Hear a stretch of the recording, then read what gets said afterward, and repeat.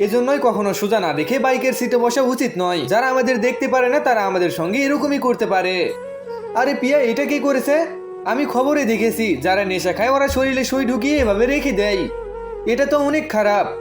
হ্যাঁ, এজন্যই তুমি আগে থেকে দেখে শুনে গাড়িতে বসবে। ঠিক আছে পিয়া, চলো এখানে একটু রেস্ট করে নিই। দাঁড়াও, প্রথমে এটাকে আমি পরিষ্কার করে নিই। আরে পাগল, এতটাও বোকা হয়ে না। আচ্ছা, ওদিকে দেখো, এই পায়ের চুলকানি তো আমাকে শেষ করেই ফেলবে। চলো এখানে চুলকাই। আমাদেরকে এসব জিনিস কম ভাবে নেওয়া উচিত না। যেমন হাসপাতালের কোথাও খালি জায়গা পেলেই সেখানে বসা যাবে না। আরে এই ভেজা ভেজা কি লাগছে? ম্যাম চলুন, ডাক্তার ডাকছে। কিছুদিন পর ওই মেয়ে জানতে পারে যে ওর ইনফেকশন হয়েছে।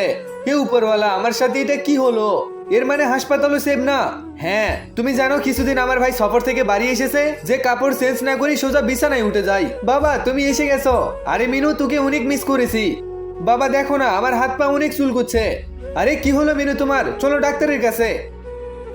এজন্য আমরা কোথাও থেকে ঘুরে আসলে অবশ্যই পোশাক চেঞ্জ করা উচিত। আরে বাপরে, কোন হারামি বাচ্চা এখানে সই লাগিয়েছে? শোনো, তুমি তাড়াতাড়ি হাসপাতালে যাও আর ডাক্তার দেখাও।